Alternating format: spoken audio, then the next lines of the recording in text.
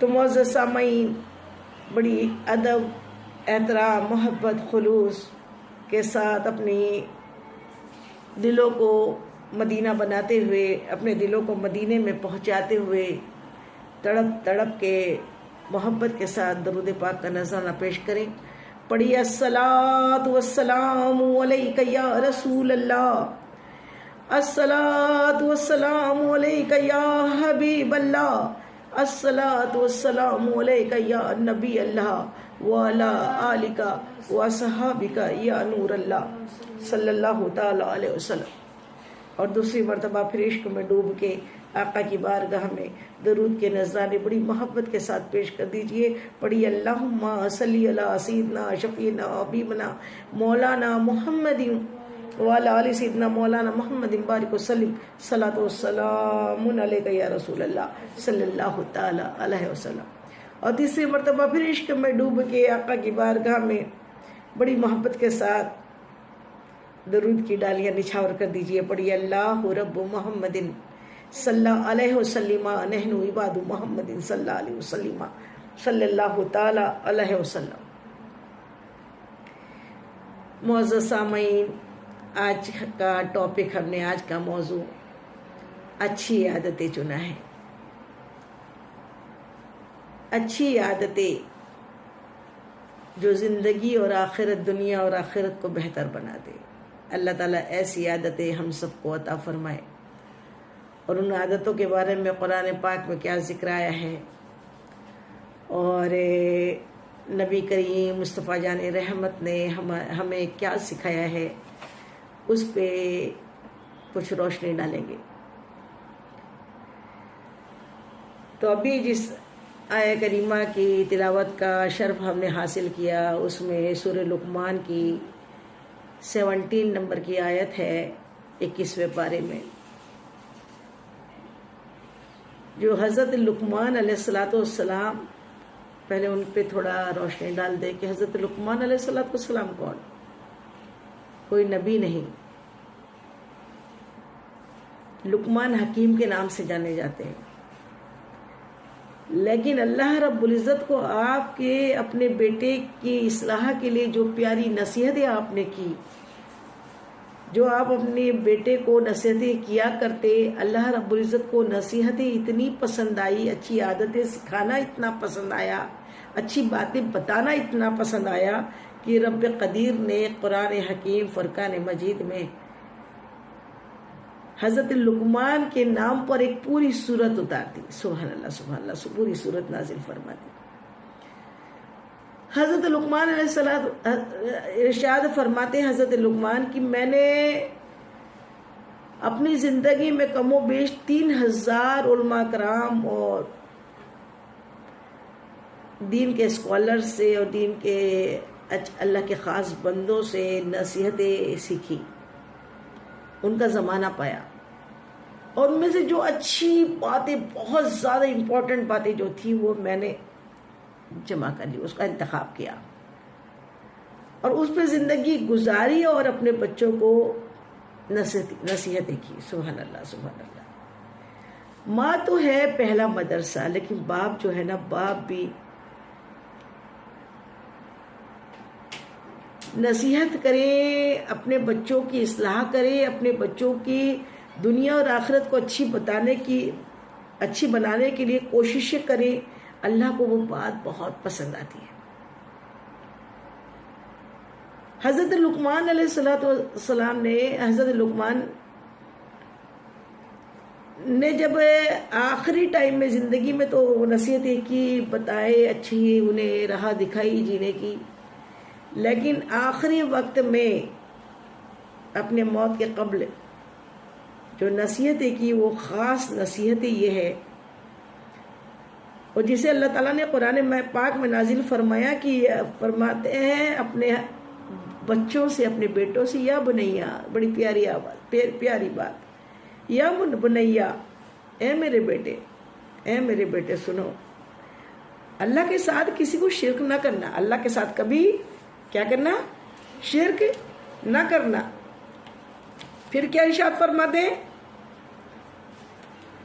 شرک نہ کرنا، اور نیکی کا حکم دینا اور برائی سے روکنا، اور اس نیکی کے حکم دینے اور برائی سے روکنے میں جو مصائب آپ پر آن پڑیں گے، جو تکلیفیں دنیا آپ کو اس کے عوض میں دیں گی، اس پہ صبر کرنا۔ سبحان اللہ، سبحان اللہ۔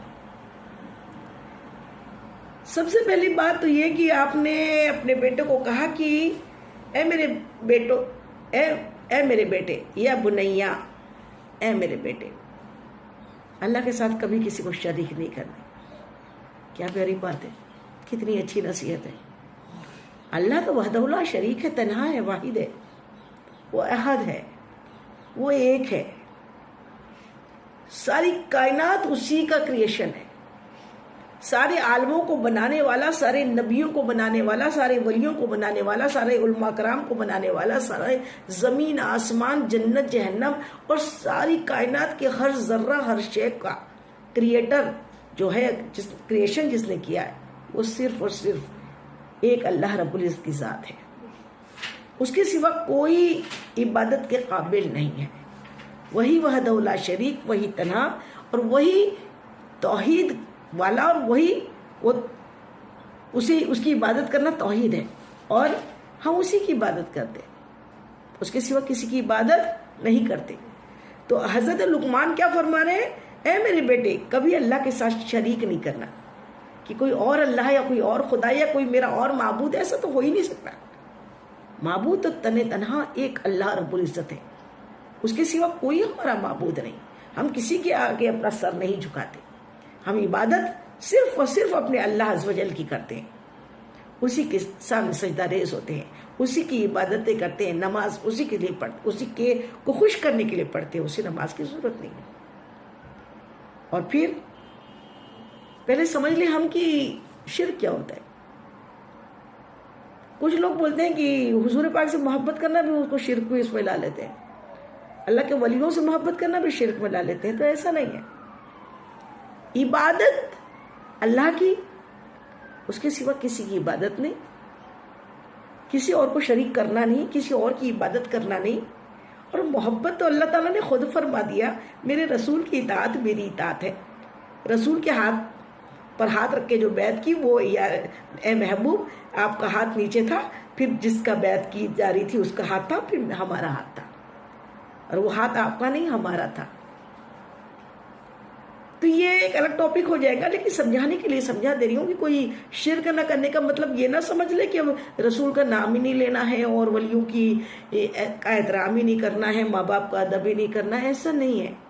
عبادت تو صرف اور صرف سجدہ اسی کو جائز ہے جو اللہ ہے، اور وہ ایک ہے، وہ تنہا ہے، وہ سارے عالموں کے اوپر اس کی کرسی ہے، اور وہ زمین و آسمان کا پیدا کرنے والا ہے، اور ساری زمین و آسمان کی تمام زمین و آسمان کی ہر شے اپنے رب کی تسبیح بیان کرتی ہے۔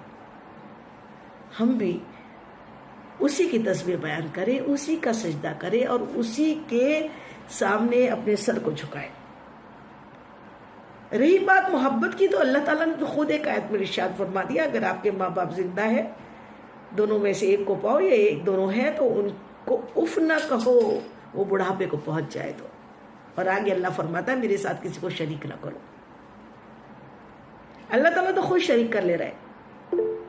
اللہ تعالیٰ خود پہلے اس کے والدین کا ذکر کر رہا ہے قرآن پاک میں کہ اگر اس کے ماں باپ ہیں تو ان کے ساتھ وہ کبھی اف نہ کرے۔ تو یہ اف نہیں کرنا مطلب عبادت تھوڑی ماں باپ کی، یہ احترام ہے۔ ادھر حضور پاک فرماتے ہیں کہ جس نے ماں باپ کو مسکرا کے دیکھا، اپنے ماں باپ کو، اپنے والدین کو خندہ پیشانی کے ساتھ جتنے بار ان کے چہرے پہ نظر ڈالی مسکرا کے، اسے ایک مقبول حج اور عمرے کا ثواب ملتا ہے۔ صحابہ کرام نے پوچھا یا رسول اللہ اگر ہم دن میں کئی مرتبہ مسکرائے اپنے والدین کو دیکھ کے؟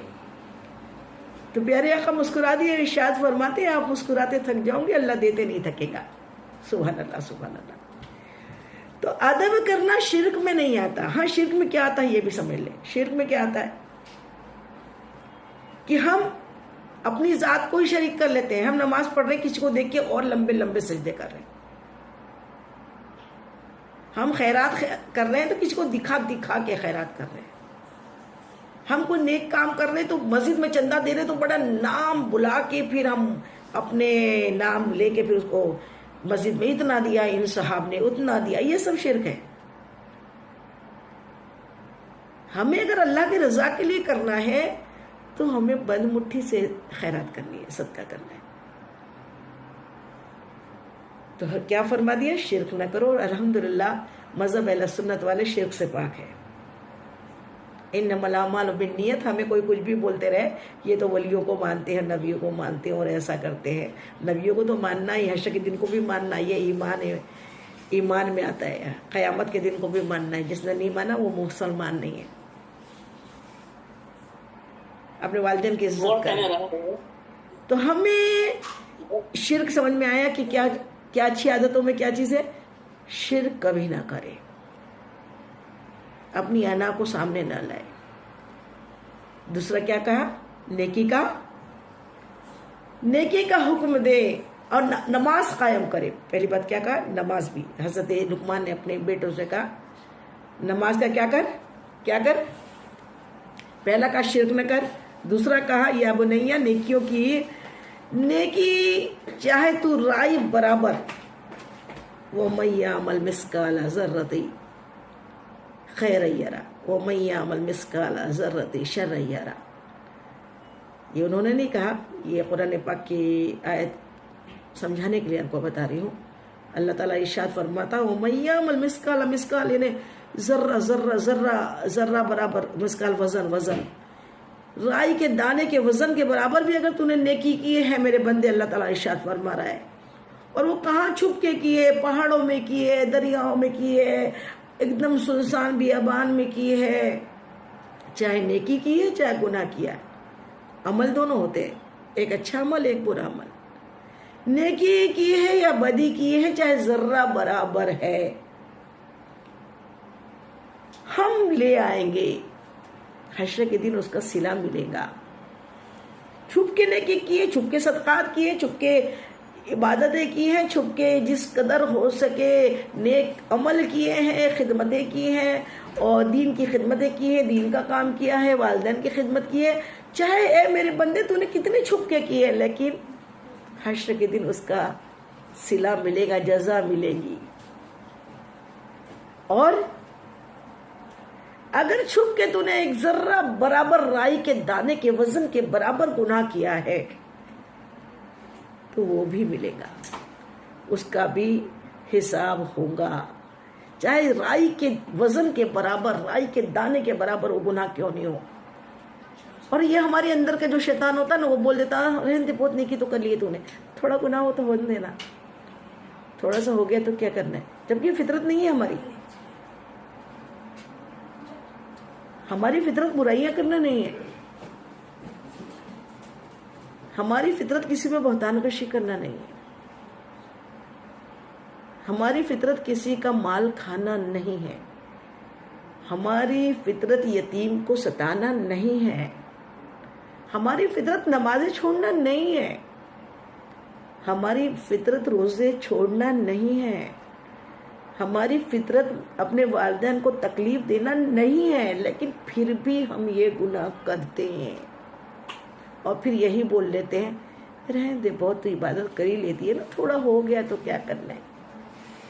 برائیاں سنی ہے، فطرت نہیں ہے لیکن سنتے ہیں. برائی کی ہے، فطرت نہیں ہے ہماری لیکن کرتے ہیں. اور پھر اپنے آپ کو دلاسا دے دیتے ہیں جانے دونوں کچھ نہیں ہوتا ہے، سب تو کرتے، ہم بھی کر لیے تو کیا ہو گیا، تھوڑا تو کیا اللہ. تو اللہ تعالیٰ ارشاد فرماتا ہے وَمَن يَعْمَلْ مِثْقَالَ ذَرَّةٍ خَيْرًا يَرَهُ. ذرہ برابر کا نیکی ہو، خیر کی ہو تو وہ بھی اس کا صلہ قیامت کے دن میزان پہ ملے گا. اور ذرہ برابر بھی تم نے کسی کو ستایا ہے، گناہ کیے ہیں، زنا کیا ہے، بدکاریاں کی ہے، چھپ چھپ کے وہ موبائل میں نہ جانے الٹا سیدھا کیا کیا دیکھا ہے، سوچے کوئی نہیں دیکھتا لیکن اللہ دیکھتا ہے. اور کبھی وہ چھپ چھپ کے دیکھنے والے اس بات میں نہیں ڈرتے کہ وہ موبائل مان لو ابھی موت آ گئی. تو جتنے گھر والوں سے چھپ کے دیکھتے ہیں نا، بعد میں وہ موبائل انہیں کیا ہے گھر والوں کے ہاتھ میں ہوگا، پھر کیا عزت کریں گے وہ گھر والے آپ کی. کیا عزت کریں گے؟ یہ ہم انہیں تو بڑا اچھا سمجھتے تھے اور یہ تو کیا گندگی دیکھا کرتے تھے. اللہ اکبر. تو چھپ کے کرو